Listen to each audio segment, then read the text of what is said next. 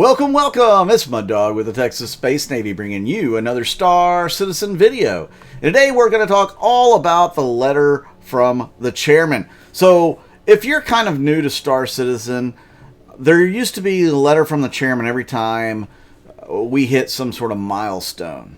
And as the years have kind of gone on in development, we've gotten less and less letters from the chairman. In case you don't know who the chairman is, that's Chris Roberts. He's the brainchild of Star Citizen. A lot of history in the gaming industry. He's made some of the best games ever made, albeit years ago. So, yeah, we haven't had very many letter from the chairman in a while because we're not hitting as many huge milestones, at least the milestones they have set forth to be worthy of letter from the chairman. Now, I love hearing from Chris Roberts. He always brings something impactful.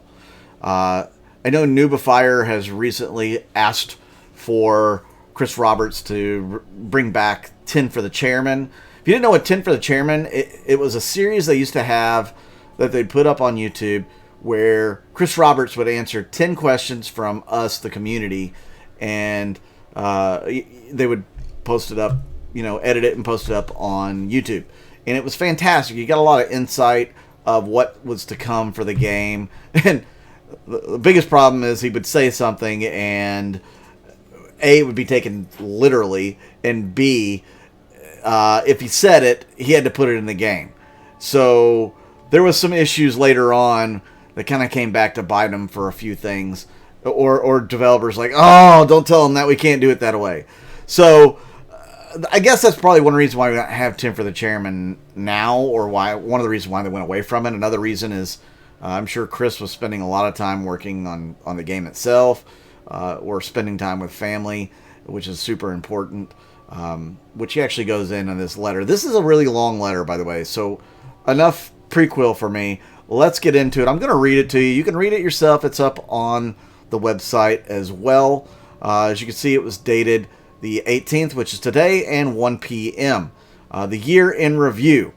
The quote that they use is, "Don't drive angry," from Phil Connors in Groundhog Day in 1993. So, in some ways, last year, it felt like we were stuck, just like Bill Murray in Groundhog Day, repeating the same cycles as 2020. Just when we thought we were seeing light at the end of the tunnel with the COVID-19 pandemic, new variants emerged to send cases skyrocketing again and communities back into lockdown and other safety measures. The world grew increasingly weary and fatigued from the toll of both the pandemic and the necessary measures to keep people as safe as possible. And even as a large part of the world is starting to return to normal, the specter of the new potential variant that can evade the vaccines and is more transmissible haunts us. Hopefully, with the readily available vaccines in most countries and certain degree of built-in protection from prior infections, COVID will continue to transition to an endemic disease, something that will certainly is not great, but not nearly as deadly as it was before. Like a virus like the common flu or cold that we can live with and move on. Now, because of the ups and downs of last year, we are only just starting to get back to the office. The first studio where it became possible to start working together in person at any scale was the UK studio in Manchester, where he has been spending a lot of time since last fall.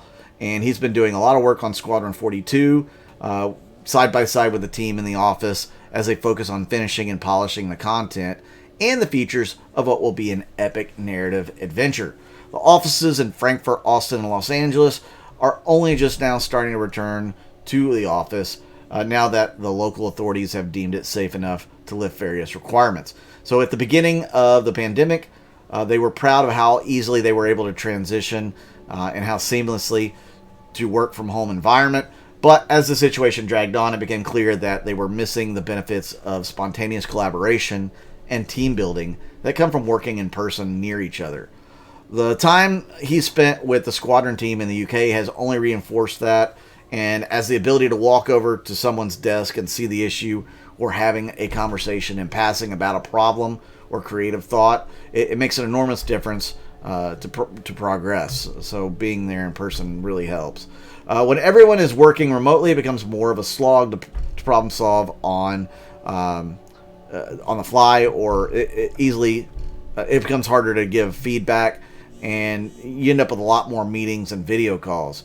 So in their internal tracking, they found that they had 6 times as many meetings when everyone was working from home than when they were in the office.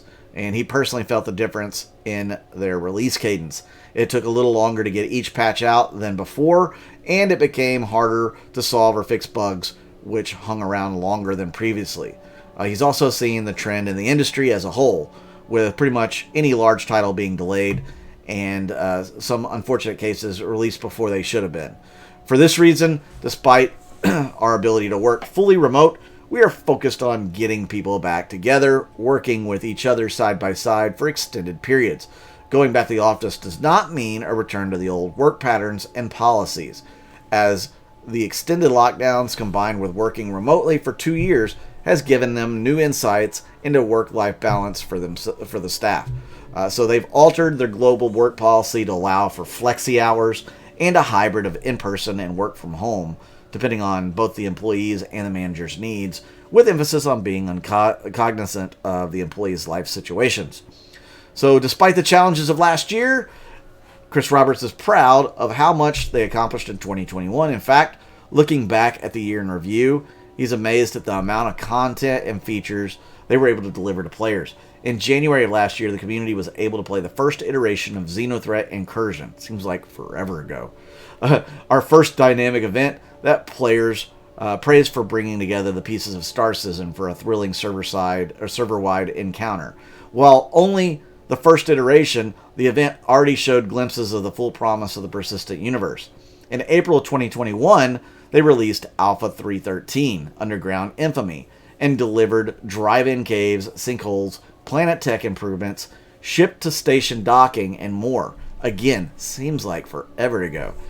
With Invictus Launch Week, they opened the doors of the Javelin for the first time, so people could take a walking tour of the mighty UEE destroyer, and they brought the Bingle into orbit to showcase the biggest capital ship yet in the verse. However, they really started to hit their stride in the second half of 2021 with the release of 314, Welcome to Orison, when they finished the Stanton system by launching the gas giant Crusader and the landing zone of Orison. Accompanying that were the host of quality of life improvements and the first iteration of volumetric clouds. Then with Alpha 315, Deadly Consequences, they introduced version 0 of medical gameplay, looting, bombing, and personal inventory, just to name a few features, coupled with the continued improvements in performance and stability, and the drastic reduction in server crashes, which usually manifest themselves as the infamous 30K error. Star Citizen, the game, was finally starting to come together in a way it's never done before. And as great as our 2020 year was in terms of engagement and sentiment, the back half of 2021 was at another level. They saw more people than ever flocking to Star Citizen, carried in on waves of goodwill and excitement from current players asking their friends to join, and from complete newcomers awed by the spectacle of Crusader, the gameplay of Xenothreat, and the opportunities from new features like personal inventory and looting.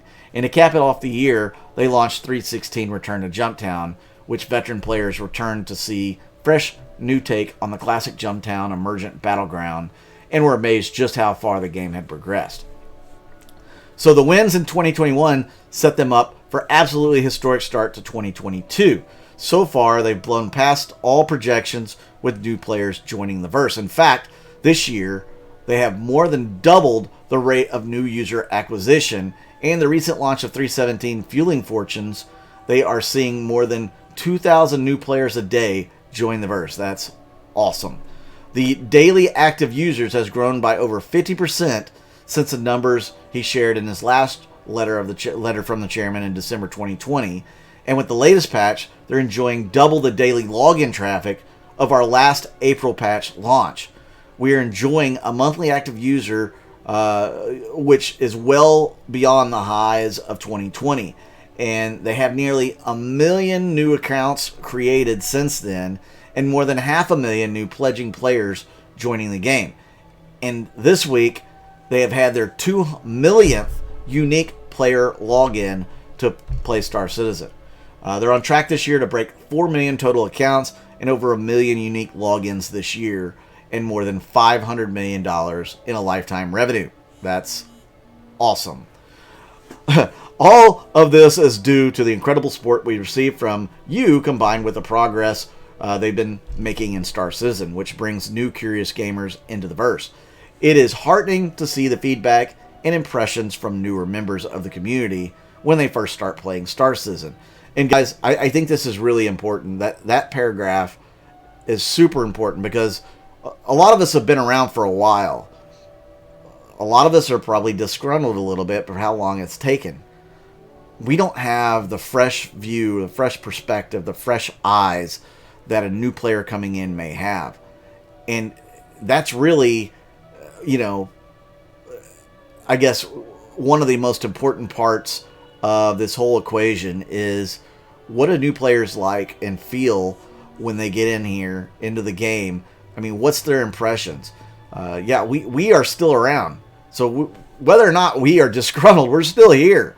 The new players coming in, though, they are really amazed. They can't believe how wonderful this game looks and how it plays and the prospect that the future holds for it.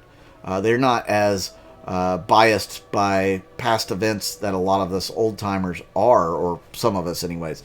I don't necessarily put myself in any of those categories, but, you get the idea that it's really awesome that the new players are really enjoying the game, and they're getting that feedback. Back to the letter. So for all of them that have been around from the start, it's easy to take for granted a lot of features that Star Citizen has. I kind of went into that. That no other game does. So after all, they know every feature, its bugs, and more importantly, what is not done. So it can be easy to focus on a cup being half empty rather than full. But what other game has the combination of scale and detail, the ability to seamlessly go from on foot to onboard a fully realized ship with functioning components and livable interior you can move around, take off towards a twinkling pinprick of light in the sky, up through the clouds, into the blackness of outer space, only to get intercepted by a group of pirates looking to liberate your cargo from you, best them in an intense dogfight, and continue your journey towards the twinkling light in the distance. That ends up becoming another planet that you can enter its atmosphere and land on, lower your ramp, and walk out into a bustling city or beautiful riverbank nestled in trees to harvest some alien fruit, all without a loading screen and rendered in incredible millimeter detail in either first person or third person. There are other games that have some of those elements, but none that have everything with the level of fidelity that Star Citizen offers. Sometimes it isn't a bad thing to look back and appreciate just how far they've come. So we get a lot of flack on timelines and schedules, especially when the original crowdfunding campaign is brought up. But the game that is being built today is completely different and far more expansive and immersive than they pitched almost 10 years ago. Back then, there was no fully realized planets rendered with incredible detail that you could go anywhere on. Planets were only visitable if they had a crafted landing location, and even then, there was a debate whether they would be able to explore in first person or if they would be more like the landing zones from Freelancer and Privateer, where you just click on this and click on that to view, go to a few locations and buy and sell goods or pick up missions in a bar. There was no conception of first-person system that is tactile and fully formed as they're making today, nor a vehicle simulation that had physical components and the level of systematic functionality that they are striving for. The game being built today is a game that encompasses many. It is a dogfighting space sim. It is a first-person shooter. It is a trading game, a resource collecting game, a resource management game, an adventure game, a survival game, and a social game. Star Citizen is a universe sim. It is a game for everyone. As in real life, there are many different paths to walk, and success is defined by what makes you happy. Again, success is defined by what makes you happy. Do you want to prove your abilities as a fearsome combat pilot? The game has that for you. But equally, if you just want to quietly mine minerals and make your fortune, or hang out in landing zones, or find a corner of the galaxy that no one else has found, all of those are going to be options in the sandbox that is Star Citizen. To do it right, at the scale that will allow millions of people to play together, takes time and money, and with our support and patience, they are able to build a game that he does not think any other publisher could afford to do or would be crazy enough to commit to. So, many that have financially supported Star Citizen do not care about profits or quarterly earnings. They just want the best and biggest game possible, one that lives up to their expectations and dreams. While that is no small task, it is something that is far easier for myself, Chris Roberts, and everyone at CIG to put all their effort into, as it is a privilege to be challenged artistically and supported financially in this manner, and he's immensely grateful to have so many people put so much faith in all of them. He says, thank you. Oh, that's not the whole letter, guys. We're just getting started. Road to 4.0. So back in December 2017, Star Citizen Alpha 3.0 was published to the live servers after a unified push from our developers around the globe. This monumental patch introduced our brand new procedural planetary technology and the first planetary bodies you could land on and go anywhere across the surface of 3 different moons around Crusader. It's also included a new mission system, improved shopping, new cargo mechanics, and doubled the server player cap. To date, Star Citizen 3.0 was probably the biggest incremental jump in gameplay and content, which is why they incremented the alpha designation from 2x to 3x, and it was a whole 8 months between 2.6.3 and 3.0. This year, they find themselves on a similar path with 3 huge technology initiatives that will fundamentally change the experience and immersion in Star Citizen. The first of this is what they're calling Persistent Entity Streaming, or PES, which is the foundational tech that enables server meshing. Now, this is pretty high-level stuff. Some of you may not understand it. Some of you may understand it way more than even I do. I got the gist of it. So PES is the hardest part of the work needed for server meshing and is the one that has required the most engineering. It fundamentally changes how we record state in the universe and delivers level of persistence that you just don't see in other games, whether they are MMOs or even single-player experiences. Up until now, all persistence in the game has been tied to a player's inventory, ships you own, or items you hold physically, or in the virtual inventories of the items you own. So if you physically attach an item inside your vehicle, say a rifle to a weapon rack, when you log out and stow the vehicle, it will remember all the attached items and anything in the vehicle's virtual inventory. However, if you drop or place something loosely, even inside a ship you own, it won't be associated with any player inventory. So when you logged out or the server crashes, the item won't be there when logging back in or rejoining. I just recently had to deal with this, but that's a whole other story. With PES, we are recording the state of every dynamic object in the game, irrelevant of whether it is owned or held by a player. That means you could drop a gun or a med pin in a forested area on Microtech and return several days later after logging out to find the gun or the med pin still there, assuming another player didn't grab them. Here's the timeline. I can blow it up for you guys, but I still recommend that you go in and look at this yourselves. We are here, and 4.0 is here. So they're expecting it to release first quarter. They'll get into that here in a second. The technology to do this at scale for a universe as large and detailed as ours for millions of players is no small feat in engineering. We have been working towards this since 2019 when we debuted server-side object container streaming, which allows a server to only stream in and simulate only a portion of our universe, which is necessary if you're going to have multiple servers simulate different parts of the universe. The development has not been without road bumps. We had to change our plans for how we were going to persist the state of the universe when we realized that the back-end relational database they were planning on using with a host of services, which they had collectively dubbed iCache, would likely not be able to have low latency at the scale needed for the number of concurrent players they will be supporting in the future. So they had to pivot to using graph database at the start of 2021, taking a different approach to the services and cache, which they outlined in a virtual presentation during the last year's CitizenCon. The current architecture uses what we call the replication layer, which is a scalable data cache that tracks the state of all dynamic objects in the universe, runs in the cloud, and communicates with a cloud-based graph database, which they call the entity graph. This ultimately is the final authority on the state of all dynamic objects in the universe. The replication layer, which is a separate service and is its final form, will have multiple worker nodes based on player concurrency, allows them to track and communicate the state of the universe in real time, and separates the simulation from the state. This is especially important for scalability, as clients do not need to wait for the server to simulate to see a state change around them, as both clients and servers communicate their results to the replication layer, which is then reflected to all clients. Because the replication layer service does not need to simulate.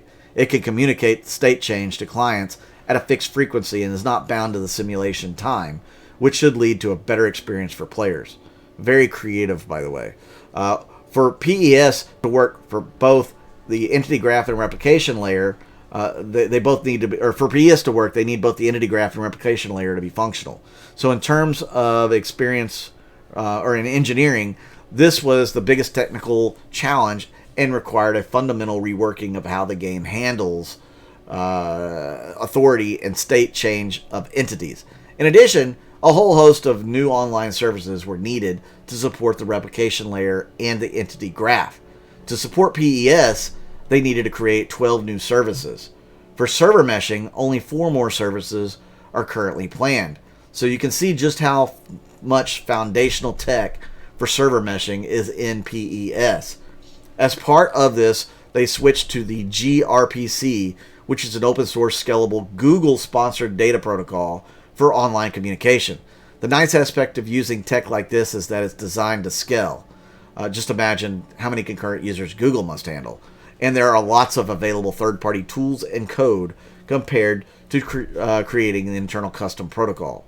So yeah, they can just take somebody else's tools that have already been made rather than have to make it themselves. All this means that getting persistent entity streaming to work would require the bulk of the tech they need to make server meshing viable.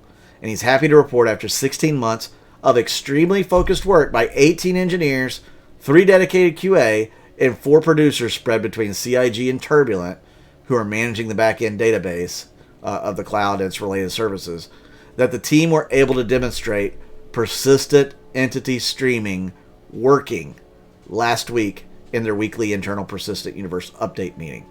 Huge! Paul Rendell, the director of engineering for online tech, spun up a server, populated entity graph to its initial state, along with a replication layer, which is essentially the memory cache for the universe. And then they connected a client, placed down a series of small objects like cans on the surface of Aberdeen, along with an 890 jump and an anvil arrow. Then they killed the server and the client. The server was restarted. They didn't populate the entity graph. And then they connected the client. They warped to Aberdeen, and everything was still there as it was placed before. That was a huge milestone in the state of the universe, and it was recorded on the back-end database when he restarted the server. Dude, this is huge. Huge for this whole server meshing. Them having to do a complete audible when they were so far along in iCache. I mean, this is phenomenal that how far they've come in really a short period of time. So it doesn't sound revolutionary to some people, but he can tell you that it's akin to Neil Armstrong taking one small step. I mean, it's so huge. Once the persistent energy streaming comes online, Star Citizen will be a completely different universe. Full persistence will provide, over the coming years, an experience in gaming that most other online games do not provide.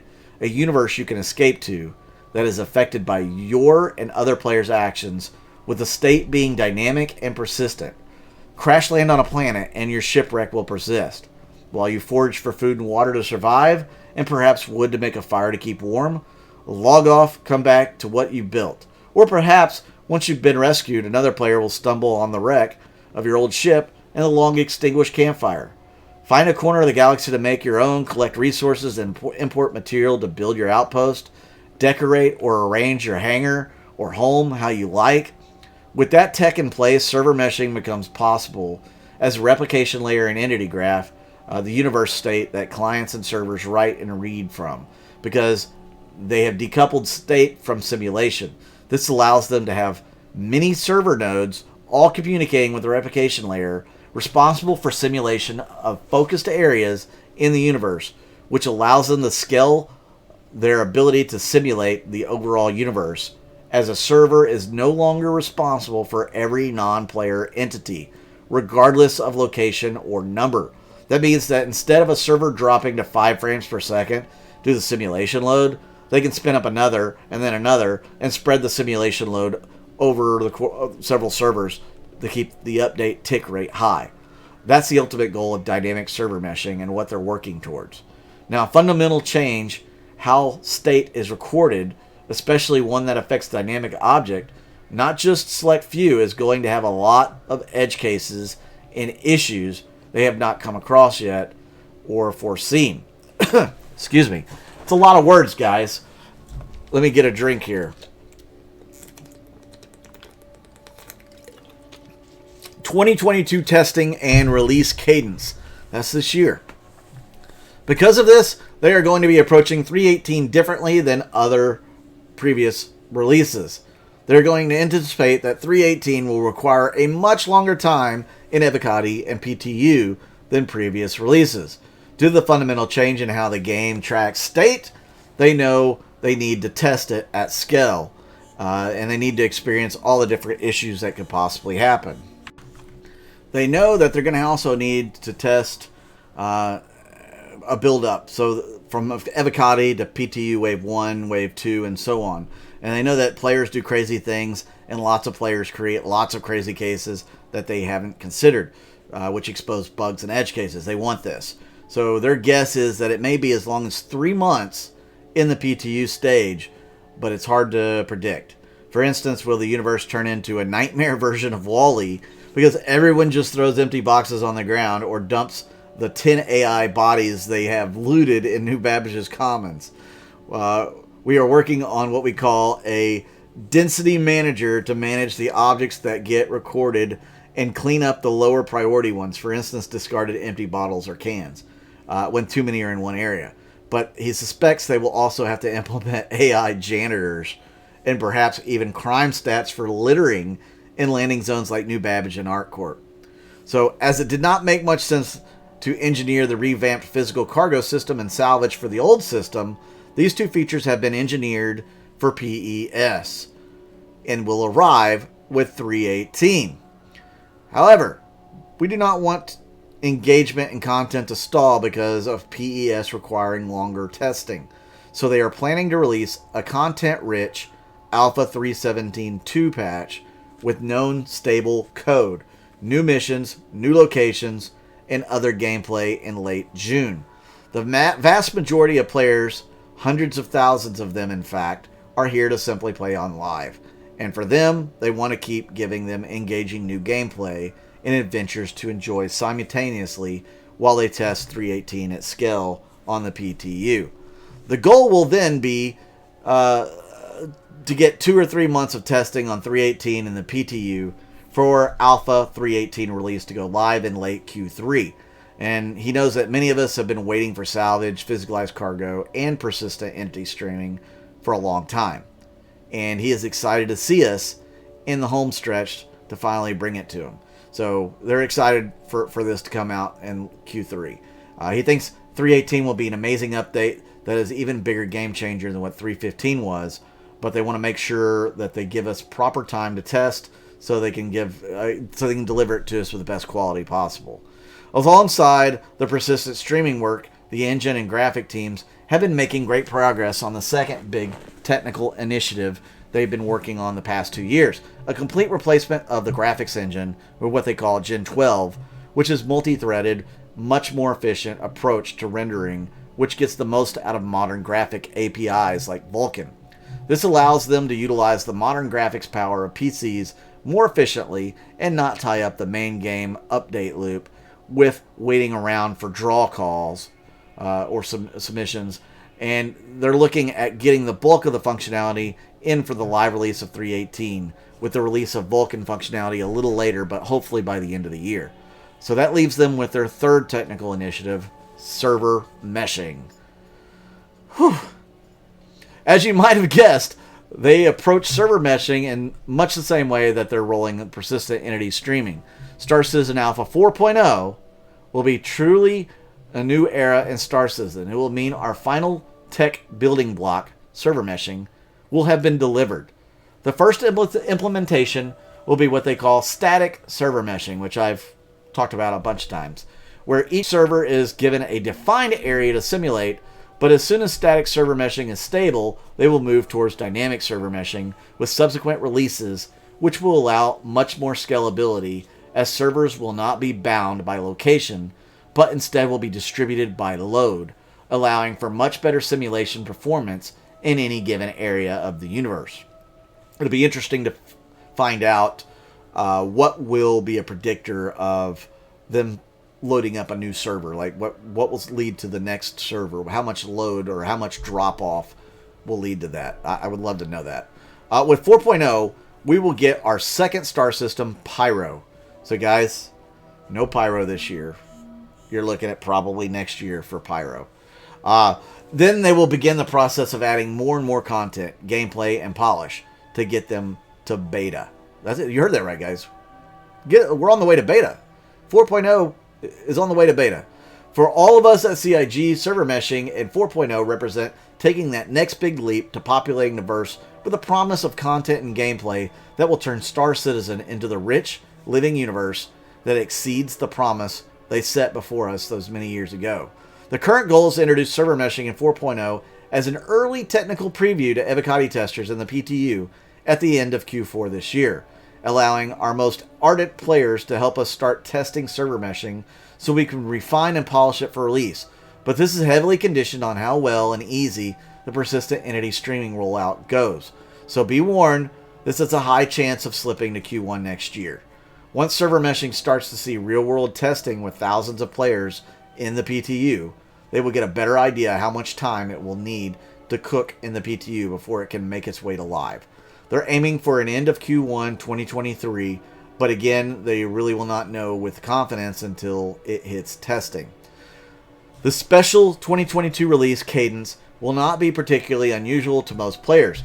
If you pull back and look at it from a broad sense, they still have 4 big end-of-quarter releases, as well as 2 big mid-quarter releases for Fleet Week in May and IAE in November. And players who are not steeped in the development process still get to enjoy and experience rapid content releases every quarter. As they go into the second half of 2022, we'll also get to see a lot more meaningful gameplay making its way to the verse. With another run of Xenothreat, updates to Junktown, new dynamic events, additional locations, and points of interest to explore, and more patch updates, there will be no shortage of gameplay and content to experience. And by the year's end, players will be able to enjoy persistent streaming, salvage, cargo refactor, and Bounty Hunter version 2 gameplay on live. Meanwhile, those who are following development closest and providing the critical service of helping us test our biggest tech will be able to get their hands on the persistent streaming and server meshing this year as we put them into test in 3.18 and 4.0 in PTU during the summer and winter respectively. Sometimes the wait can be the hardest when we're closest to the finish line, but this year he's excited to share our release plans for our key tech building blocks, and know many of us cannot wait to jump into the PTU and start testing later this year. Now there is more about the different buildings that they're moving. They're moving Manchester's into a new building, a huge building, and there's also going to be a mocap on site for them. Frankfurt also going to the top of one of their skyscrapers there downtown. No CitizenCon this year. I could read this to you, but pretty much they're going to be busy working. They want to get things out for us, so there's only going to be a virtual CitizenCon. There will not be a keynote, so don't get too amped up for CitizenCon this year. They're hoping next year they'll be able to bring CitizenCon back in person where we can all go to it and have a good time. If you've never been to a CitizenCon, it's a lot of fun. Bar Citizen World Tour, they want to start that out in mid-June or thereabouts. I know I would like to attend one. I've never been to a Bar Citizen. It'd be great to go out and meet some of the devs, meet some of you guys. I think it'd be a lot of fun. TexasSpaceNavy wants to do our own barbecue citizen sometime. We really want to get on the ball on that, and we'll have to figure out a time for that. Then final thoughts. Let's go ahead and I'll go ahead and go into this. So while some of you will no doubt be disappointed to hear the news about no physical show and no keynote demo at CitizenCon, the team and he felt it was much more important that they focus on making development progress so that they could maintain the pace of delivery they've been hitting since Alpha 3.14. This year is a big one for everybody in Star Citizen. You can expect to see Invictus Launch Week moving into the clouds of Crusader, the promise of persistent entity streaming making its way to the verse, as well as big game-changing features like salvage, physicalized cargo, bounty hunting version 2, new events and missions, enhancements to Jumptown, ships I know you're waiting for like the Corsair, the Vulture, and the Hull C, as well as more quality of life and new player onboarding improvements to make Star Citizen even more playable and welcoming than it is today. And that is without mentioning Pyro and server meshing, which they're aggressively working towards letting us test by the end of the year, depending on how difficult it is to get PES stable. They think we would rather be playing the new content than hearing about it, so they'll be using their time this year to focus on development and delivering the tech, features, and content we're waiting for. The developers at CIG tend to get a lot of attention, which is well deserved as it is the most talented development team he's ever worked with. But there are a lot more people beyond the development at CIG, as they say, it takes a village. So without their publishing and live ops team, the servers would not be up 24/7 in the cloud, and you would not be able to play or download Star Citizen. Without the quality assurance team's tireless testing and feedback, Star Citizen would be unplayable. Without the back-end and web teams of Turbulent, you would not be able to log on, have a website to read news and information, or a forum to participate in a healthy debate, pledge, or launch Star Citizen. Without the studio experience team looking after the health of the organization, there would not be a creative environment or as ambitious as Star Citizen. Without the finance and legal teams, they couldn't have built a company as unique and groundbreaking as CIG. Without marketing and community teams, there would not be any communication about our plans, no dazzling trailers to tease and excite about future content, and no real back and forth between community and CIG. Without the customer support and player experience teams, you would not get the help you need nor have the ability to give feedback on gameplay in a way it can be quantified. Without the IT department, they would not be able to work together, whether in the office or from home, nor would they be able to complete or compile code and create beautiful assets. And without the people department, there would be nobody that is there to hire, listen, or guide and help the staff. And without us, the community, with the enthusiasm and patience, there would be no Star Citizen, Squadron 42, or Cloud Imperium games.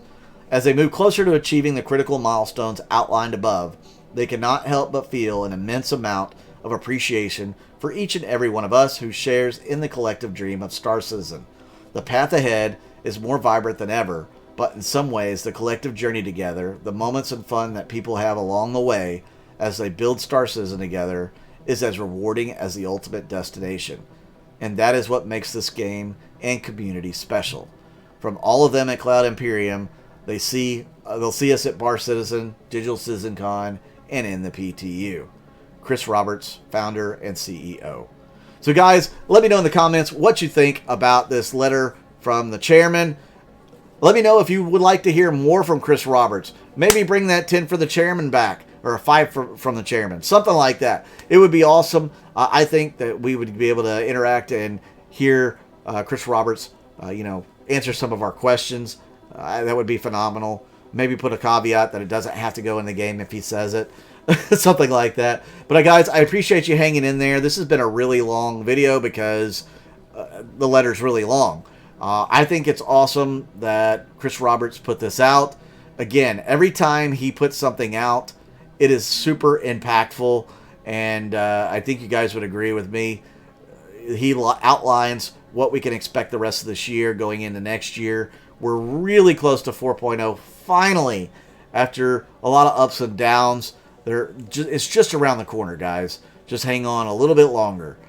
So thank you guys for tuning in. I am trying to get a bunch of Invictus footage coming up when Invictus launches on Friday.